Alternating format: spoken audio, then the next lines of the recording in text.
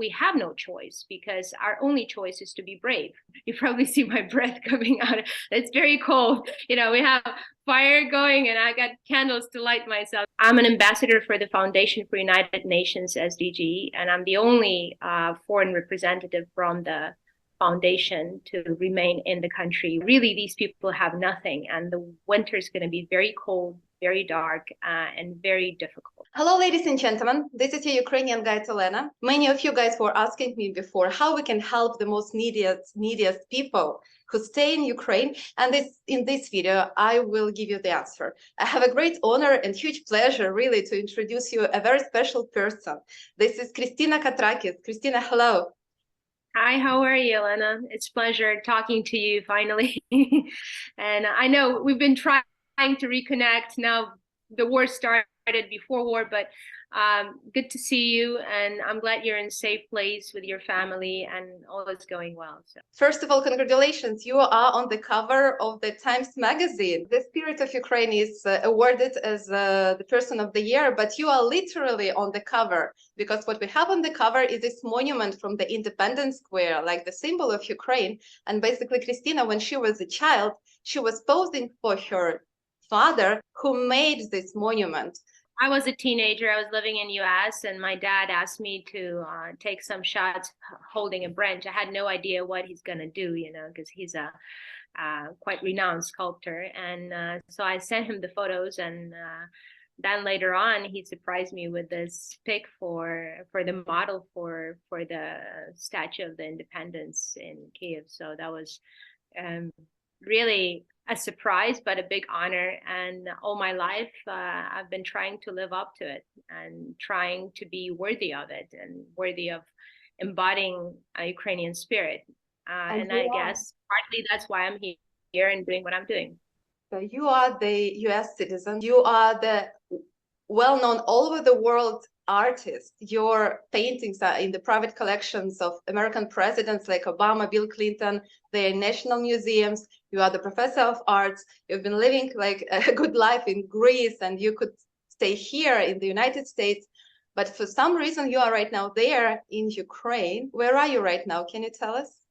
Well, we're eastwards with our mission, so I cannot really tell the exact location, but towards Kharkiv region. We've been helping recently a lot newly liberated areas, including Kharkiv newly liberating areas such as Kupiansk, also Kherson and Mykolaiv region, Snihurivka, places that were under occupation for over 8 months, and people have nothing basically, and it's devastating. And like our recent mission was to give aid and food boxes to people of Kherson, but also to provide for winter stations, safe places where people could go and heat up and get warm clothing, get food.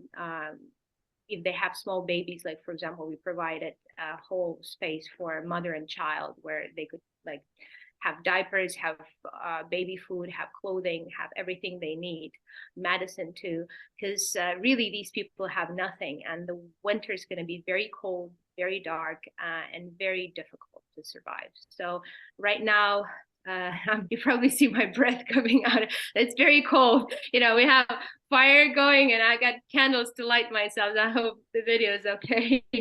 But yeah, so it was a conscientious choice. In a way, I say that we have no choice because our only choice is to be brave. So people say, "Oh my God, Ukrainians are so brave." It's like, well, we cannot do otherwise. That's the choice we make. But I'm an American. Originally grew up in Chicago and then lived in Memphis, Tennessee for quite a long while. I'm an ambassador for the Foundation for United Nations SDG, and I'm the only foreign representative from the foundation to remain in the country when the full invasion started in February. And that was a conscientious decision. We were warned, we were told to leave, month prior to this, day prior to this, an hour prior to this, but my husband is Ukrainian. He's originally from Odessa, and he's very patriotic too, and he didn't want to change anything citizenship or anything, and said, no, I'm staying and I'm helping Ukraine. And I said the same. I said, Roman, we're not going anywhere. And so we stayed. And on the third day, we have opened the base for IDPs, internally displaced people in Ukraine. In the place called Vorokhta in Carpathian Mountains was the safest place for people to be at the time, still is. There's no bombing in Vorokhta, and a lot of people that we get from Mariupol or Zaporizhia region, they're like, oh my God, there's no bombing, there's no sirens. Of course, now the problem is light, but it's everywhere in Ukraine, not only there. And since the third day of war, we began to help and to provide for all the IDPs there. First, there were like 2,000 people, and a week later, there were 5,000. And it kind of remains on that number, goes up and down. Now we have more IDPs from Zaporizhia, from Kherson, that came to us with basically nothing, and we have to provide for them. And so that is, our reach out to people to remind them that Christmas, it's nice to have Christmas trees and presents, but the biggest present is the one that keeps on giving back, is when you save lives, is when you help innocent children who have nothing. This year they will not have a Christmas tree, and we just hope to give them food and warm clothing and something to heat their houses with, get generators. So for us, Christmas present is a generator. What I'm trying to remind to Americans, being an American myself, is that this war is not a Ukrainian war. This war is between the light and the dark, okay? And it's between the West and the dictatorship, okay? So right now, Ukrainians, they are the Spartans who are guarding the world from this treacherous dictatorship. So basically, they're sacrificing their lives to be the wall between the terror of Russia and the rest of the Western world. So this war is between the West, the democracy, and the tyranny. And if you announce Putin a terrorist and do nothing to stop the terror, that's the height of hypocrisy. If you say, okay, he's a terrorist, you go and do something about it. That's what America has been doing, in Iraq, in Afghanistan, in Serbia, right? So what are we waiting for? Are we going to repeat the scenario that we saw, for example, during the World War II when Hitler invaded Poland and nobody was doing anything and everybody was watching how Hitler was killing Jews, right? And kind of, oh, another genocide, that's fine, So what I'm saying is wait, understand, this is not somebody else's war. This is the war that is happening right now between you and the tyrant. Okay, and it does touch upon the United States. So don't wait for Pearl Harbor to happen. Okay, don't wait for thousands of people to be killed in genocide. What's happening right now in Ukraine, because it will come to your house. If it fails, I hope it will not, and I'm still here, and I believe that it will not. Otherwise, I wouldn't be here. Then the rest of the world will fail. So what I'm saying is act, help. Not only with words, with just weapons, but many, many other things. And understand that kids right now here have nothing. They're happy to have food. They're happy to have a chocolate. They're happy to have light. I'm here with my 7-year-old son, who is an American too. And it was supposed to be his first grade in school. He doesn't even have normal school, because every time he tries to go to school, we end up in the bomb shelter. So the classes continue in the bomb shelter.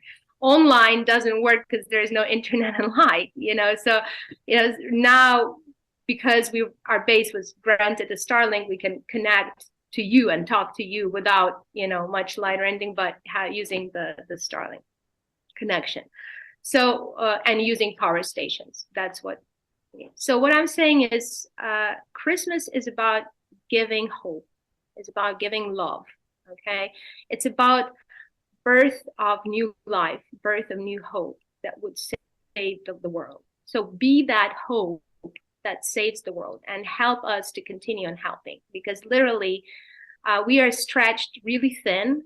While we are part of the UN organization, we receive no aid from the UN, but we can give aid to UN. That's the irony of our contract with UN. Whatever we are able to gather, it's on our own resources, right? It's me reaching out, helping, negotiating, trying to ask for aid. We provide to kids and families in our base that are from Mariupol. We have babies from 3 months old, until like 14. We have kids with special disabilities and psychological disabilities from Kharkiv, from Mykolaiv, from Mariupol, from Berdyansk, from Zaporizhia. We have pregnant women from Zaporizhia region and from Mariupol. Some of them gave birth on the way to our base. We have a baby called Mary of Mariupol. She was born on the way to our base from Mariupol. That was the last evacuation from the city. And that baby symbolizes our hope, on our base, and her mother. We provide for all of them on monthly, on daily basis with everything they need. So from food to clothing to hygiene, whatever we can help them with, medicine.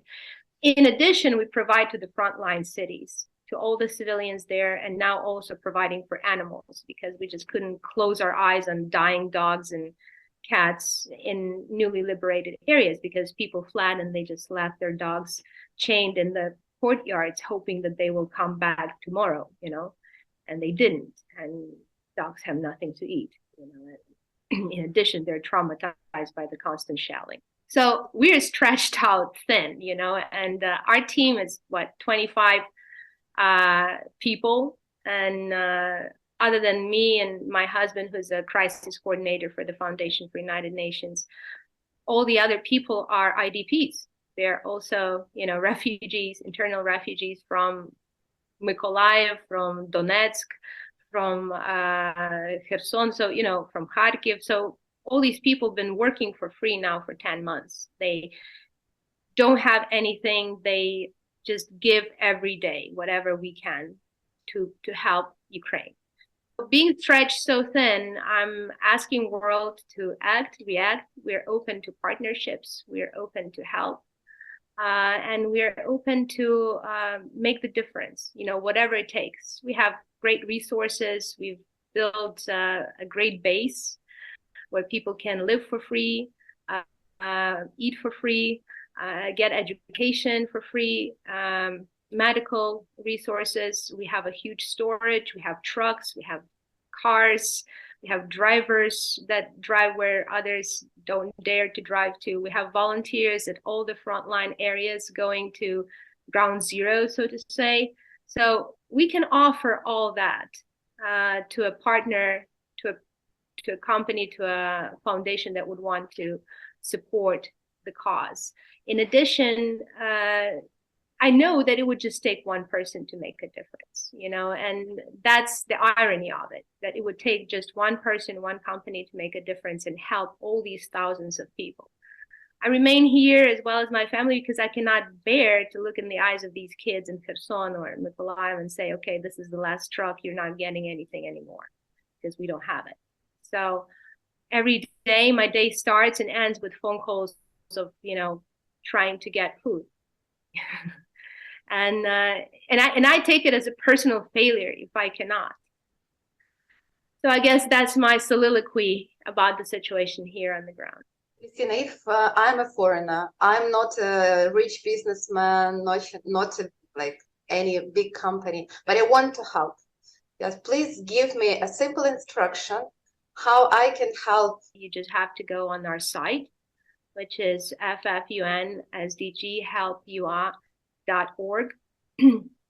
And on that side, you will see the get involved, donate button, right? So you just press on that button and goes to our PayPal, which is on the name of the ambassador, which is me, of the Foundation for United Nations SDG, because I'm personally accountable for donations and for making sure that they go to the right place for the right cause. That is most vital at the moment. So we are accountable in front of UN. We're accountable in front of people that we help. So there's no way that something's going to get lost or not go into help. And you can just donate whatever you're able to donate. You can donate $20, you can donate, $100, whatever. Every little bit matters, and every little bit makes a huge difference. And imagine if every person would donate $10 in the United States, then we could have thousands and thousands for months to come. So I'm open to any kind of help and any kind of stretched arm, and I am the voice for these kids and for these people right now, because I see their stories. I talk to our volunteers at the front lines. I hear horrible confessions of what was done to them. I can give you an example, for example, from a story in Zoom. A father was tortured. All the fingers on his hands were broken. He was released home. The same day, Russian soldiers came to their home. They shot his knees in front of his family. He had 2 small children, a boy and a girl, and wife, and a grandmother living with them. It's a village house in Izum. And then they shot him in the chest after they shot his knees and tortured him some more. And then a grandmother ran out to protect him, to stop them, and they shot her and just shot her right on top of him, laid her right on top of him. And then in front of the 2 small kids, they raped his wife to death. The youngest, I think, the girl is about 8 years old. And the kids ran away and fled and hid in the basement for a month. They were afraid to come out. They hid for a month until the neighbors found them there. They ate whatever was in the basement, like raw vegetables and preserves, whatever they could find, like little animals, And finally, the volunteers were able to bring them out to Poltava region, where they're located now, and they're provided for. But these are the cases we deal with. These are the real cases we face, real stories, right? And these kids need therapy. In our base, we provide therapy. We provide art therapy. We make little dolls, modelki, which is another dream of ours, to make a trademark that people could buy a little doll and made by a refugee child and donate to the cause. Psychologists work with them, but you understand these wounds will not heal in one day, and this is happening. This is just one story, and I have thousands of stories like that. We were saving people from Makariv. They were trying to flee Borodyanka, and we were saving them from there to get to Vorokhta. And basically the tanks and the military vehicles were crushing their cars, and there were 2-3-year-old children inside of the car as they were kind of crushing, going right on top of the cars. Men were shot right in the faces. One guy, we had to put the skull together. It was totally crushed. Knees, hips, a lady was totally damaged, and those were Buryats, and they took out the lady from the car because her granddaughter was sitting in the car, and when they start shooting the cars were driving with white flags and writing children trying to flee, and they were shooting at the white flag cars of civilians with children inside. And as they took that lady out and they saw what was done, the Buryat said, "Oh, she will not survive till the morning." And she said, being a Ukrainian woman, said, who are you to tell me if I'm going to survive or not? And she survived. That's the Ukrainian spirit. That's the real Ukrainian spirit. And we helped them to move them first to Vorokhta and then to Germany. And now they are recovering in Germany, and the lady can walk now because her feet were totally crushed. Her hands were crushed. imagine the granddaughter that was inside of the car. She said, I saw pieces of my grandma's leg like splatter all over the car. And I realized that she's going to die, you know. And she tells this story and cries. We record all these things because justice must take place after the war ends, you know. And so we record just like you record. We record these stories. And sometimes it's very painful to listen and to hear, but it must be done. I mean, they have to be accountable for all the horrors that they've done. So this is just a bit of a reality check that we live in and live with to understand for Americans what real war right now is and how it feels. And I really don't want it to come to US. I really don't want it to move further in Europe. But if this terror will not be stopped, you know, just as I said, just as Pearl Harbor happened, just as Hitler invaded Paris happened, you know, and so on. So I think right now it's time not to divide, but unite, you know, because it's not about politics and it's not about Republicans and Democrats. It's about the world, you know, and saying that you don't want World War III to happen doesn't mean that it's not already happening. What I'm saying, it's already there, okay? And if they're going to nuke, the first country they're going to nuke will be US, you know, after Ukraine. So what I'm saying that, you know, people are asking me, oh, are you preparing yourself for the nuclear danger? I'm like, well, what's the point? You know, okay, I'll hide in the basement if there is a basement, given our schedule that we are on the road all the time and our child is with us. Our 7-year-old child is loading and unloading trucks, humanitarian aid, and he brings aid to the little kids, and, you know, and he lives without light, without anything. And he says, Mom, I know I'm doing the right thing. And English is his first language. And he's like, I know I'm doing the right thing. He's learning Ukrainian now. He said, I'm helping kids. If we're not going to help them, who's going to help them? You know, and so that really makes me get up in the morning and continue on doing what I'm doing. Is the face of my child and his words and his devotion to help other children that he sees and meets and plays with, and, you know, all these are refugee kids. Because I think in the end, he will become a better person for that. He will become a really better person because he, at the age of 7, understood something that would take lots of people years and years to understand and come to. Christina, what helps you not to give up? To know. Well, I said my child. He sings me songs. It's like Червона Калина, Stefania. It makes me happy. It sings me song. You are my sunshine, kind of stuff, and that kind of keeps me going. My family, and the fact that, you know, my husband and my son are so devoted to this mission. And also our team, because our team is incredible. You know, they're believers. I mean, imagine for 10 months without a penny, because we're fully nonprofit and volunteers all. And so to get up and to go into cold storage now without light, without heat, without anything, and to continue on packing boxes for the front line, to continue on delivering aid to IDPs at the base, and not giving it up and saying, okay, we're going to do it till the end, because that's the way things must happen. We must do something. And their spirit and their devotion. And you see, these people, they're without their home. They're in Borokhta, also IDPs. So they left their homes because they're in Donetsk region, in Luhansk region, in the Kyiv region.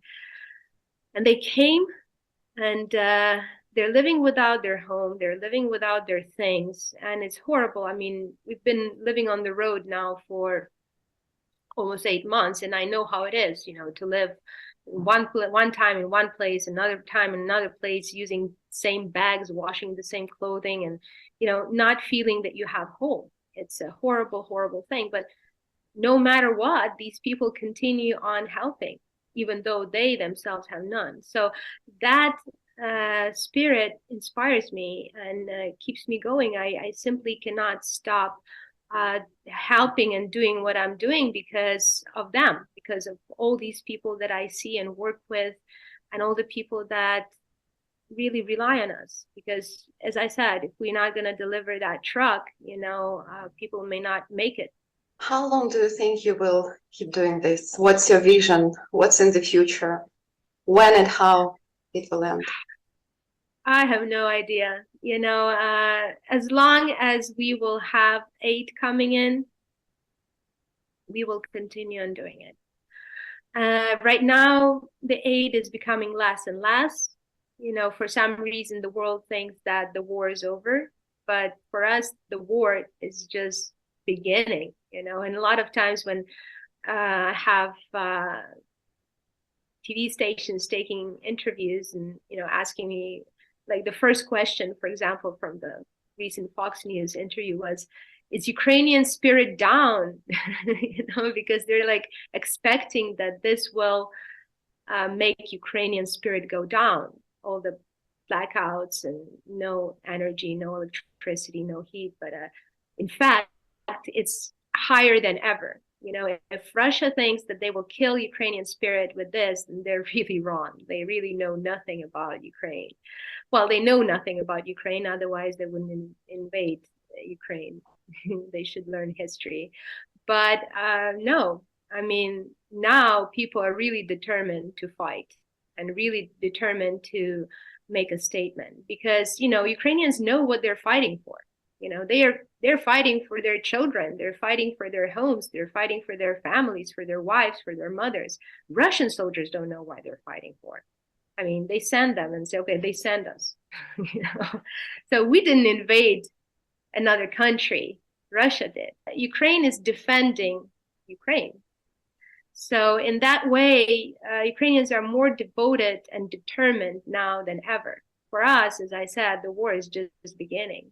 And we know that this winter would be crucial, for survival and for standing up against this terror. But what I'm trying to say is, if you announce Russia a terrorist state, act upon it. Unite with Ukraine to defeat terrorism. Otherwise, all this makes no sense, and they're just empty words. So we do hope that we will continue getting help. We do hope that we will continue getting food and basics for all the people that we're helping.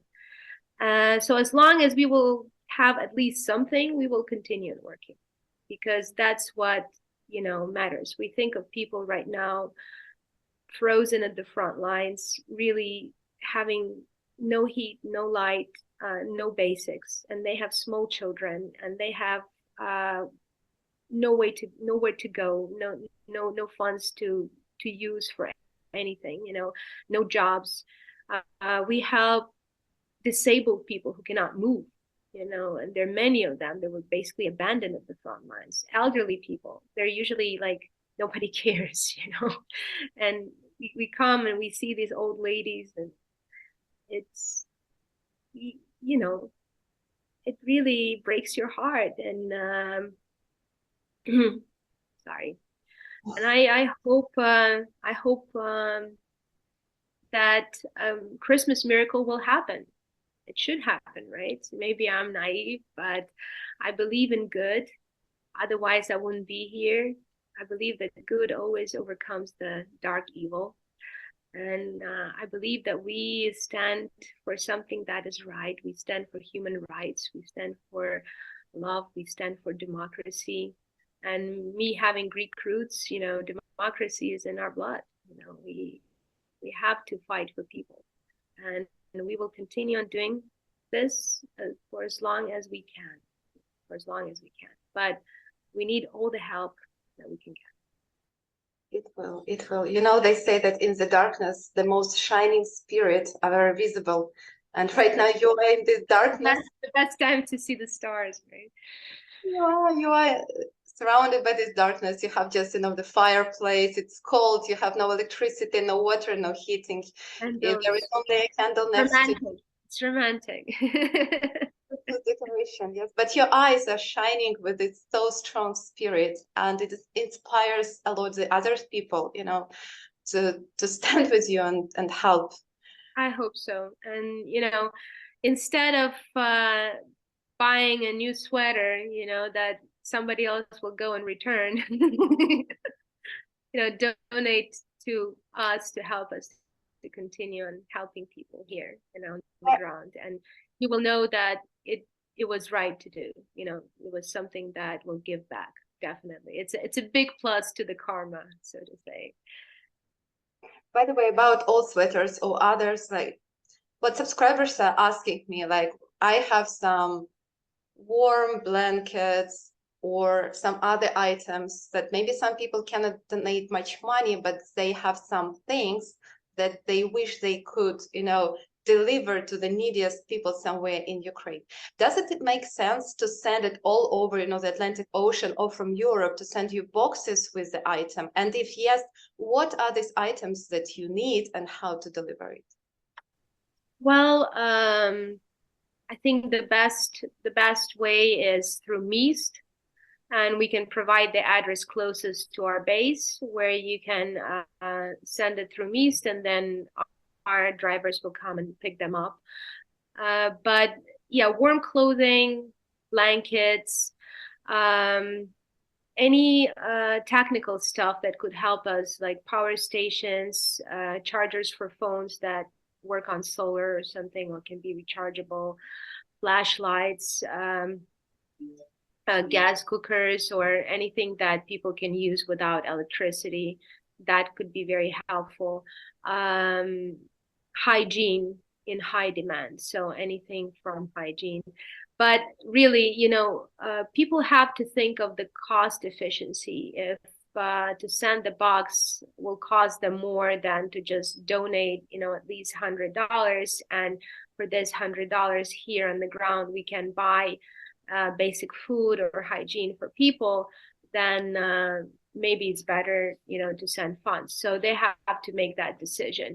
But we welcome, all the help. Christina, please don't be offended, because I trust you 100%. I've been following you on Facebook for so long, and even though we never met before, never talked to each other, I always felt, like we're sisters, like good friends, and that we know each other for so long. I don't know if you have had this feeling. You're from another mister. I really have this special connection with you. So I will pass you the message what I hear from the other people, from my subscribers. They say like, oh, I feel uncomfortable to donating, a big NGO because there is corruption, and I'm not sure if this help gonna end up, where it's needed. So do you have an answer to these people who are like skeptical about big funds?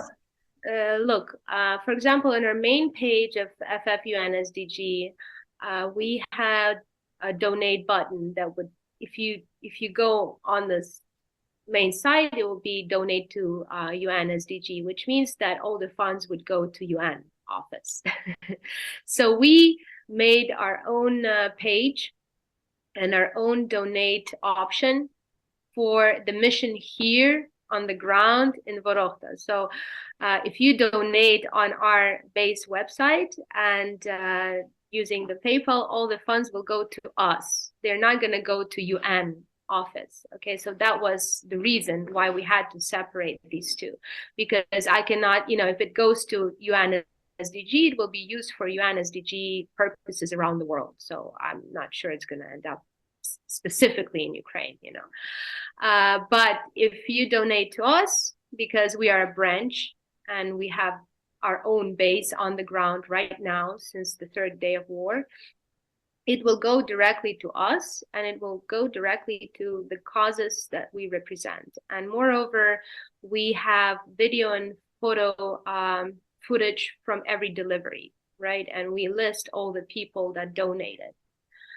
so that people could see their things, they could see that nobody stole it or took it away.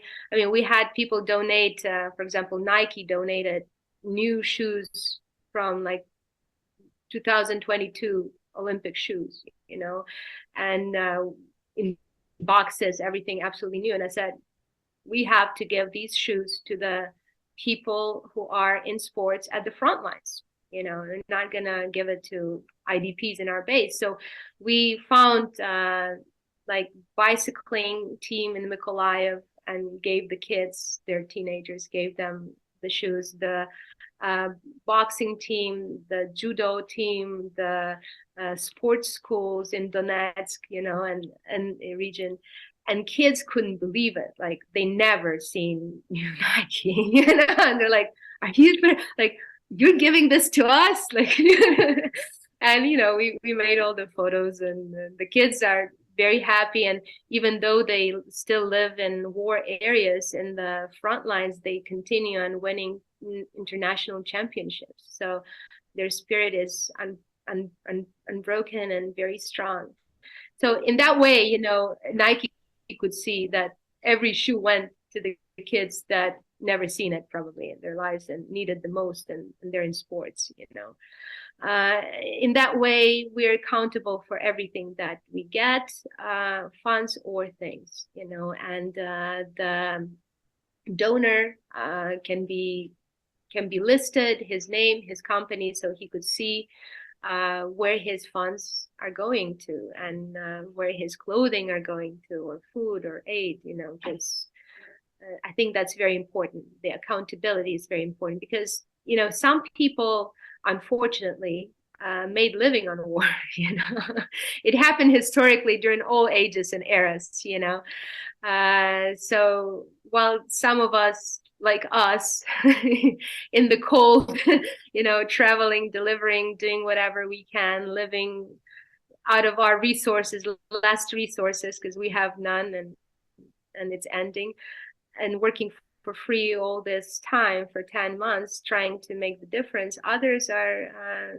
making profit on it. So I think it's very important for every NGO to be totally clear, accountable, and we have acts of delivery and for everything, we do. So our conscience is clear. That's why we can sleep whenever we can get a chance to sleep. I have one more question for you that I received, in the beginning of the war, like 8 months. Yes, I've been in Kyiv myself with my 3 children, and my husband was a volunteer in the army, in the military. And the question that was like, Olena, can't you just take your children and leave Ukraine? Just take your children and leave Ukraine. So some people, I'm sure, will have this question in mind for you. Can't these people that are so vulnerable over there in Ukraine and the war zone, can't they just take and leave to a safe place? Well, imagine if tomorrow Russia starts nuking United States, right, or attacking United States, and it can happen. What will you do? Like, all United States will immigrate where?